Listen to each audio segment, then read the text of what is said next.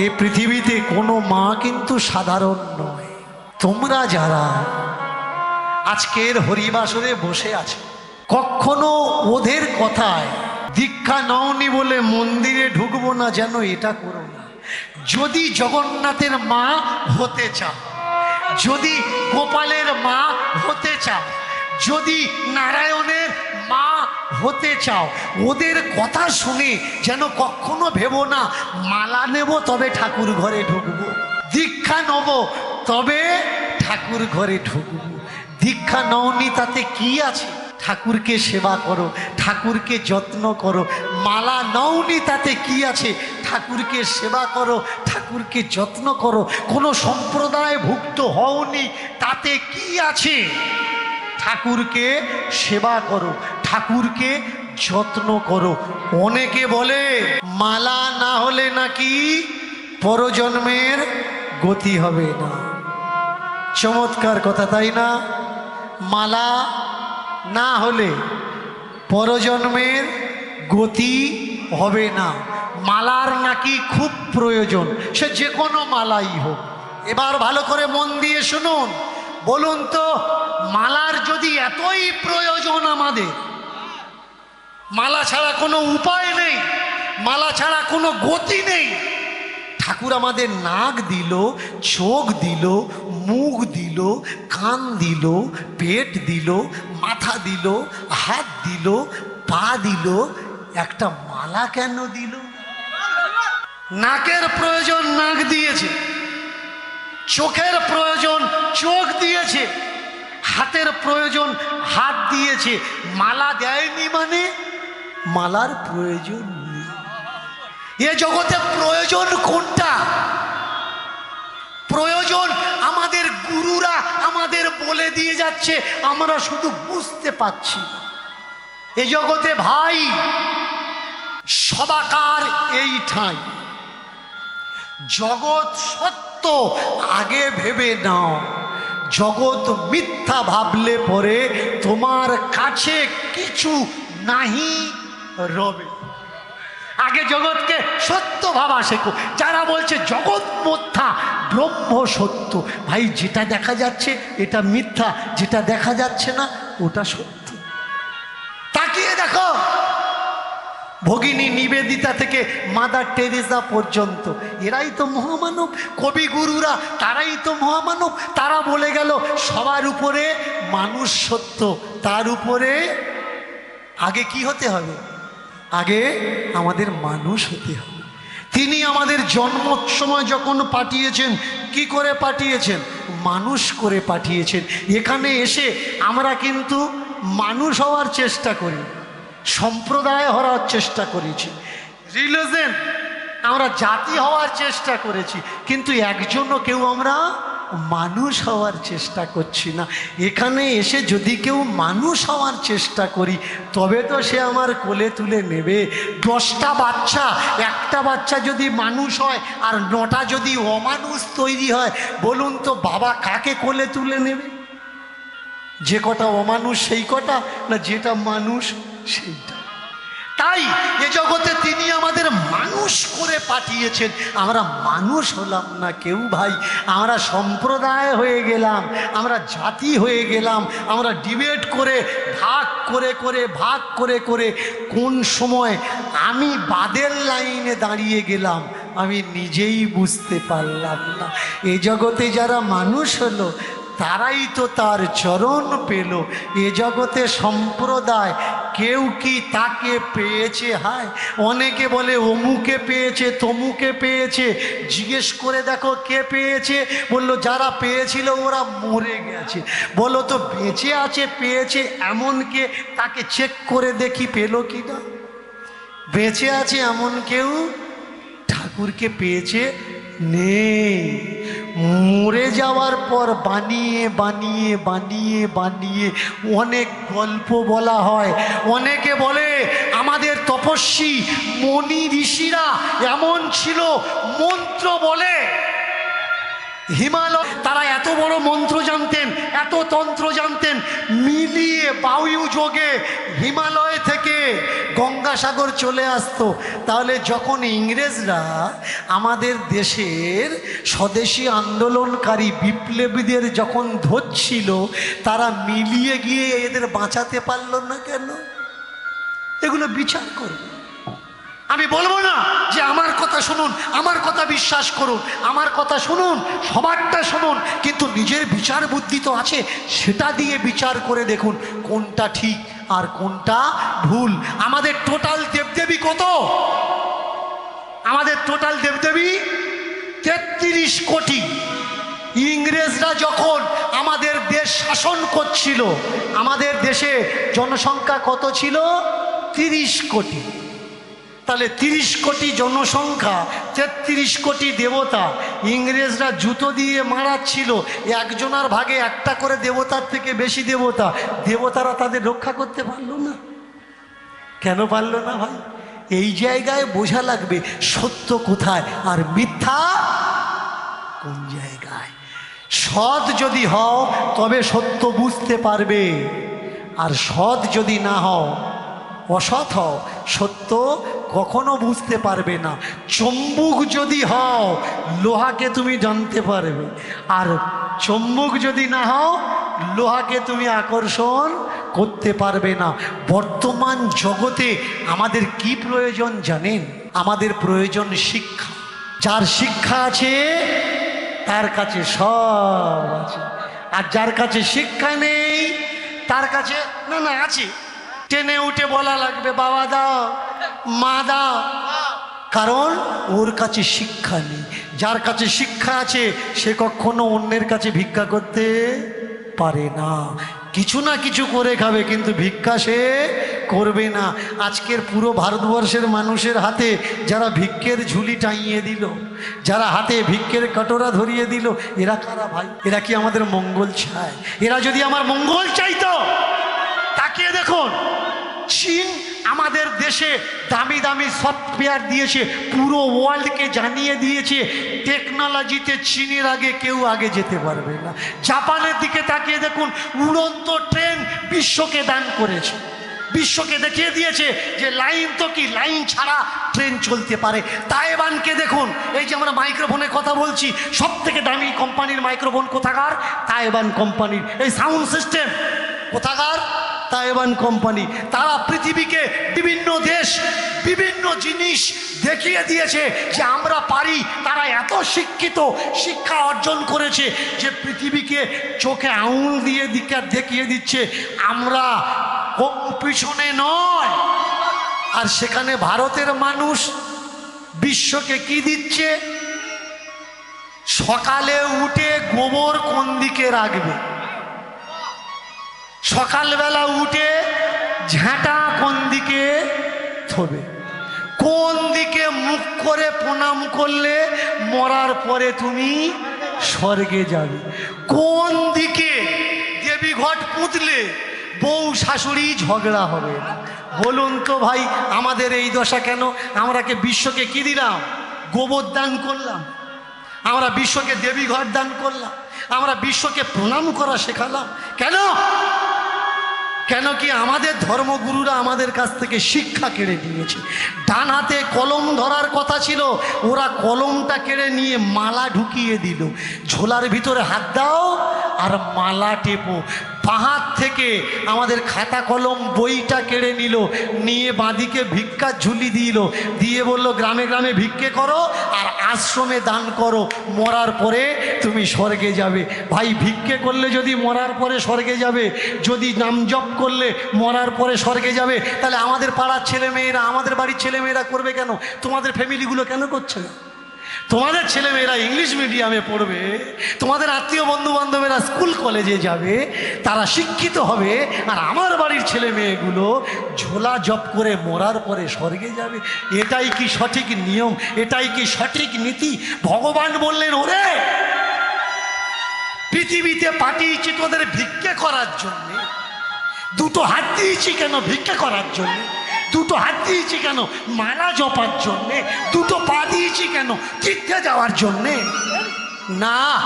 আগে হাতের মাহাত্ম্য জান, লেখাপড়া শেখ, হাত এই রকমও করা যায়, এই রকমও করা যায়। তাহলে হাত পেতে নিবি কেন? হাত পেতে দেওয়া সে, শুধু একজনকে দিবি কেন? পুরো বিশ্বকে দে।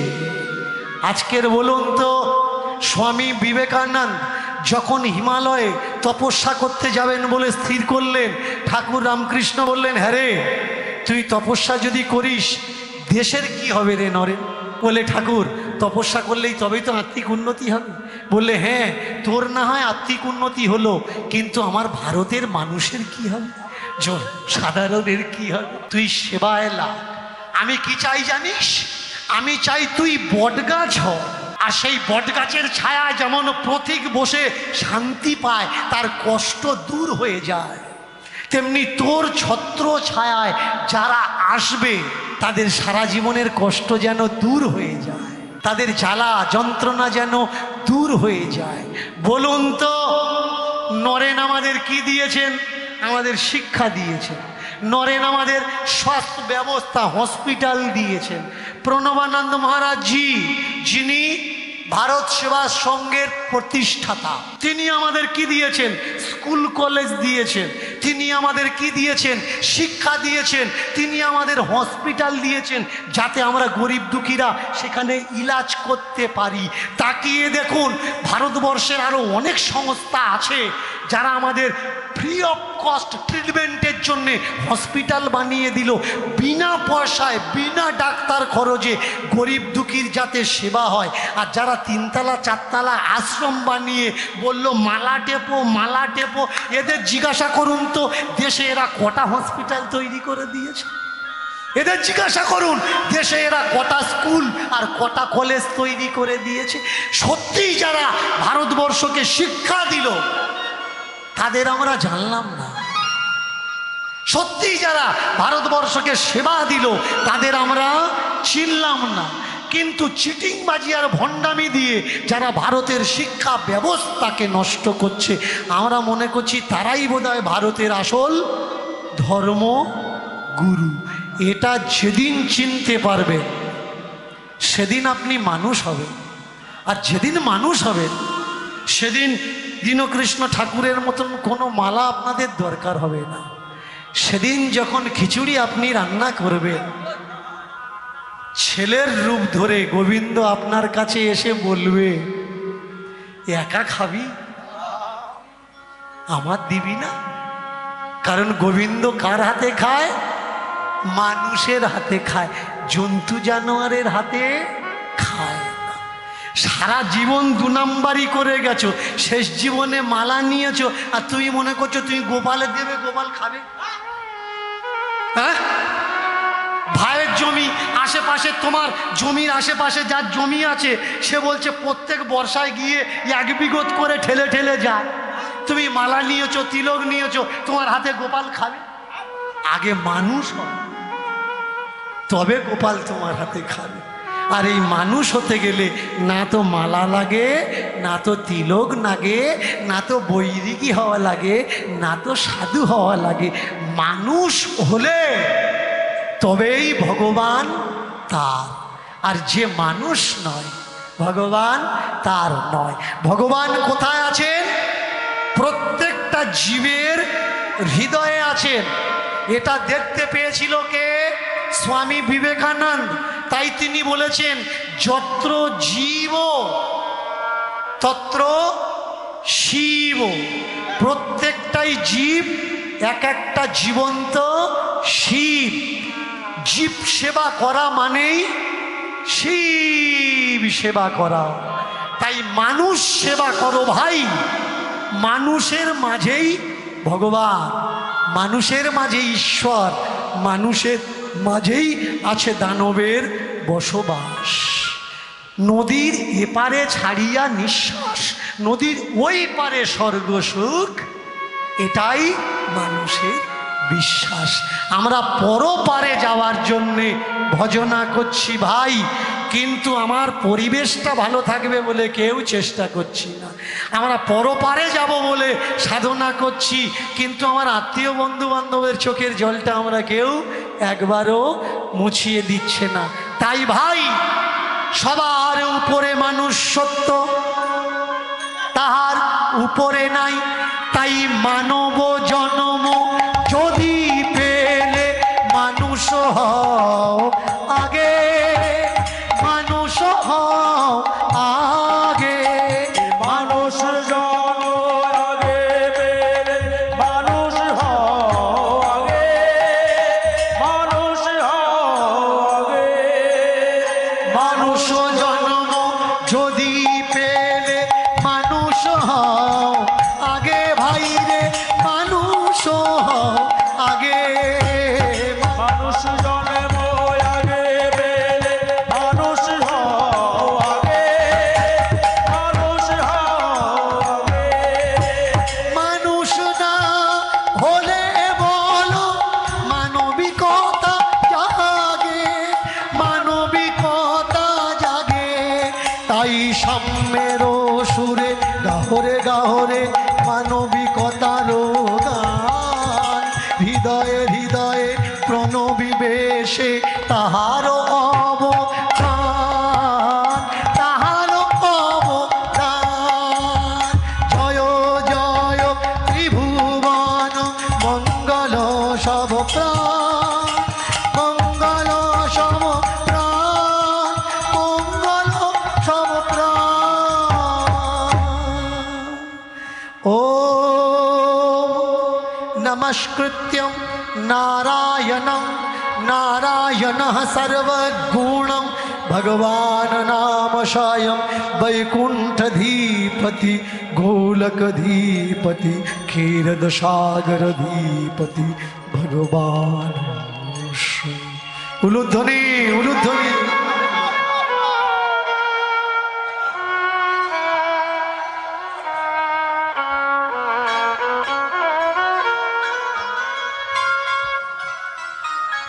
হ্যালো, আমি প্রভুর পরম ভক্ত। আমি অনেক দূর থেকে এসেছি, কিন্তু প্রভুর তত্ত্বকথা গাইনি, তার জন্য কষ্ট আমি পেয়েছি। প্রভুর কাছে একটা অনুরোধ। প্রভু প্রথমেই বলে গেছেন যে শিক্ষিত না হলে আমার গান বুঝবে না বা জানবে না। তা প্রভুর কাছে আমার একটা, প্রভু অনেক প্রশ্ন করে এবং বলে যায় যে আমার উত্তর দিতে পারলে আমি এত টাকা দেব। প্রভুর কাছে আমার আজকে অনুরোধ, আজকের আমি জন্ম থেকে শুনে আসছি যে 33 কোটি দেবতা, এই 33 কোটি দেবতা বাড়ছে না বা কমছে না। প্রভু এটা আমাদের বুঝিয়ে বলে যাবেন।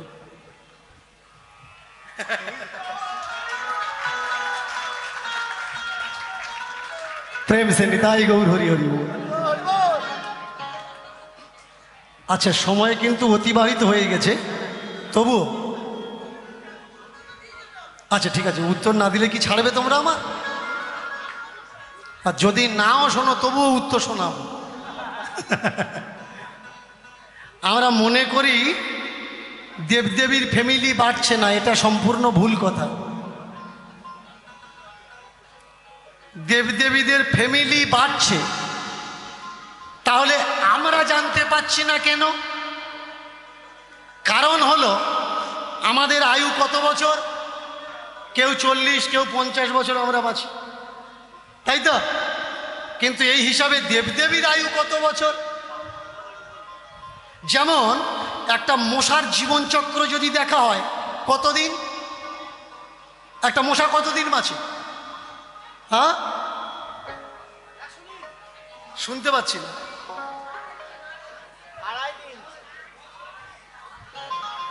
মশার একটা জীবনচক্র আছে। আচ্ছা মেনে নিলাম 5 দিন হোক, 7 দিন হোক বা 15 দিন হোক, মেনে নিলাম। এখন মশা যদি বলে, মশার ছেলের কাছে বলছে যাদের আমরা রক্ত খাই এদের বাড়িতে 5 জন, সে তার ছেলেকে বলে যাচ্ছে এদের বাড়ি 5 জন, তোর ঠাকুরদা বলে গেছিল। সে তার ছেলেকে বলে যাচ্ছে তোর ঠাকুরদার বাবা বলে গেছিল এদের বাড়ি 5 জন। সে তার ছেলেকে আবার বলে যাচ্ছে। এরকমভাবে যদি মশার 100 প্রজন্ম যায়, আমাদের ফ্যামিলিতে 5 জন তারা বলছে। এবার মশা যদি বলে হ্যাঁ রে আমাদের 100 প্রজন্ম থেকে আমরা দেখে আসছি এদের বাড়ি 5 জন, তাই এদের বাড়ি বাড়ছে না, বাড়বে কি করে?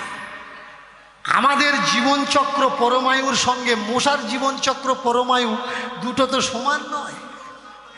এর জন্য দেবতাদের যে ফ্যামিলি বাড়ছে ততদিন পর্যন্ত আমরা কি বাঁচি, যে সেটা মনে রাখবো। ভালো করে শোনো, 4,33,000 বৎসর হচ্ছে কলৌ যুগের পরমায়ু। এই যে বর্তমান কলৌ যুগ, শাস্ত্রের নিয়ম অনুসারে, কিন্তু এটা আমার মুখের কথা না, এটা গ্রন্থের কথা। এবার শর্টকাটে 2 দিয়ে গুণ করলে যা হবে দাপর যুগের পরমায়ু, তার 2 দিয়ে গুণ করলে যা হবে ত্রেতা যুগের পরমায়ু, তাকে 2 দিয়ে গুণ করলে যা হবে সত্য যুগের পরমায়ু। এই 4টে যুগে হচ্ছে 71টা দিব্য যুগ। 71টা দিব্য যুগে একটা মন্বন্তর, আর 14 মন্বন্তরে ব্রহ্মার 12 ঘন্টা, 28টা মন্বন্তরে ব্রহ্মার 1 দিন। এই ব্রহ্মার 1000 বছর পরমায়ু। এই ব্রহ্মা মরে গেলে ভোলানাথ শঙ্করজির হবে 1 পাল। 1 পাল মানে 1 ঘড়ি। 1 ঘড়ি মানে কতক্ষণ? এক ঘড়ি মানে কতক্ষণ? 1 ঘড়ি মানে কতক্ষণ?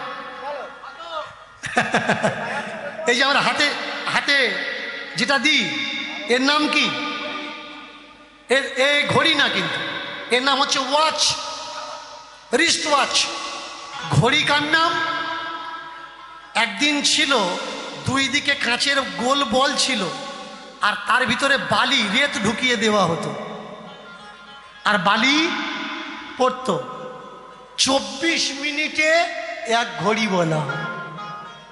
24টা মিনিট, 24টা মিনিটে 1 ঘড়ি বলা। ঘোড়া মানে বড়, ঘড়ি মানে ছোট। আর যেটা আমরা হাতে দিচ্ছি এর নাম হচ্ছে রিস্ট ওয়াচ। এটা ঘড়ি নয়, কিন্তু ঘড়ি আমরা শুধুমাত্র বলি। তাহলে এবার বলুন, এত পরমায়ু যদি দেবতাদের হয়, আমরা কত বছর বাঁচি? 60 বছর, 70 বছর। তাহলে এই 70 বছর বেঁচে বলতে পারবো যে দেবতাদের ফ্যামিলি বাড়ছে না কেন? বেড়েছে, আমরা খবর রাখি না। এই তো 2 বছর আগে একটা দেবীর জন্ম হলো। একটা দেবীর জন্ম হলো না? শীতলা মার মেয়ে, শীতলা মা একটা রোগ শোকের দেবী কে? মা শীতলা। তা শীতলা মার একটা মেয়ে হয়েছে 2 বছর আগে, ওর নাম কি? করোনা। কে বলেছে দেবদেবীদের ফ্যামিলি বাড়ে না? আমরা গুণকে জানি না বলে বাড়ে না। এবার প্রেম সে জোর করে উলুধ্বনি, হাত তুলে নিতাই গৌর হরি হরি বল। ও ভাই, যতই করো ভজন সাধন, পাবে না সেই মদন মোহন। যদি করো মানুষের পূজা, মানুষের সেবন, নর নারায়ণ সেবা। আমি হাওড়া, হুগলি, মেদিনীপুরের দিকে যাই, কীর্তন হলেই কিন্তু আগে নরনারায়ণের সেবা চলে। আমাদের কলকাতার দিকে, বাংলার দিকে অনেক আসরে আছে, মাইকে অ্যানাউন্সমেন্ট করে দেয়, বাবা আপনি বলে দেবেন ভক্তদের সেবার ব্যবস্থা আছে, তারা যেন প্রসাদ নেয় আর তারপরে বাড়ি যায়। এটা কি? এটা হলো নর নারায়ণ সেবা। নরের ভিতরে নারায়ণ, তবু আমরা বাইরে খুঁজছি মদন মোহন। বলো দেখি সেই মদন মোহনের স্থান কোন জায়গায়? ও তো মানুষের হৃদয়ে বৃন্দাবন। আমরা বাইরে সবাই খুঁজি, কিন্তু হৃদয়ে বৃন্দাবনে তোর কেউ খুঁজি না, আমরা বাইরে খুঁজে বেড়াই। বলুন, টাকা যেখানে আছে সেখানেই তো খুঁজলে পাবেন, যেখানে টাকা নেই সেখানে কোনোদিন খুঁজলে পাওয়া যাবে? খুঁজলে পাওয়া যাবে না। তাই আজ থেকে বাইরে খোঁজার দরকার নেই, নিজের হৃদয় বৃন্দাবনে খুঁজুন। আর ঠাকুরজিকে বলুন, ঠাকুর আমি বাইরে তোমায় বসাবো না, তোমার যদি বসতে ইচ্ছা হয় আর আমার যদি বসাতে ইচ্ছা হয়, আমি হৃদ বৃন্দাবনে তোমায় বসাবো। ঠাকুর তুমি এসো, आओ बट जाओ शाम हृद বৃন্দাবন মে। মাতাজিকে কর্মেটি বাইকে বলে উঠলেন, কর্মী বাইকে বলে উঠলেন, মাগো ক্ষমা করো, আমি জানতাম না তুমি জগন্নাথের মা, তুমি নারায়ণের মা। কাল থেকে তুমি যেমনভাবে পারবে তেমনভাবে তুমি তোমার জগন্নাথকে, তোমার নারায়ণকে সেবা দাও। সেদিন থেকে চতুর্দিকে রটে গেল জগন্নাথের মা কর্মাবাই। আজকের যারা উড়িষ্যায় যান, গিয়ে দেখবেন আজও পর্যন্ত কর্মাবাই মারা যাওয়ার পরে 1600 শতাব্দীর পরে কর্মাবাইয়ের জন্ম হয়েছে।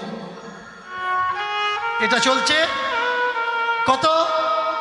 1400 বছর আমরা পেরিয়ে এসেছি, তাই নয় কি?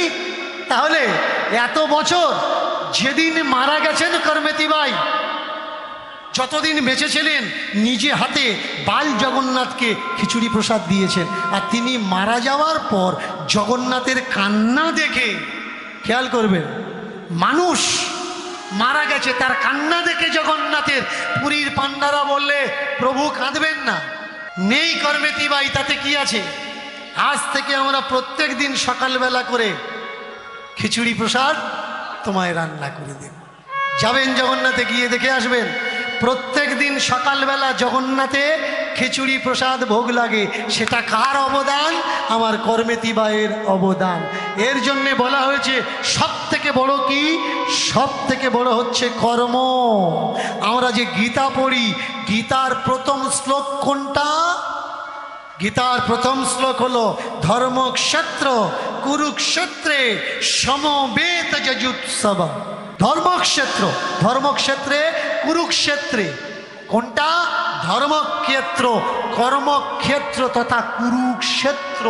কর্ম ছাড়া যে ধর্ম করে সে ধর্ম কখনো ধর্ম হয় না। যারা বাড়ি ছেড়ে পালিয়ে গিয়ে কর্ম করছে ওরা তো ভাগোড়া ভাই। পালিয়ে যে কেউ যেতে পারে, দায়িত্ব নিয়ে কজন থাকতে পারে? যে দায়িত্ব পালন করে তাকেই বলে মানুষ। আর যে দায়িত্ব পালন করে না তাকে মানুষ বলে কখনো গণ্য করা যায় না। ভগবানে ভক্তি রাখুন, শ্রদ্ধা রাখুন। জগন্নাথের প্রসাদ, জগন্নাথ আর ভক্তের মিলন হলো কর্মেতি বাই আর যোগী শান্ত মহারাজের মিলন হলো।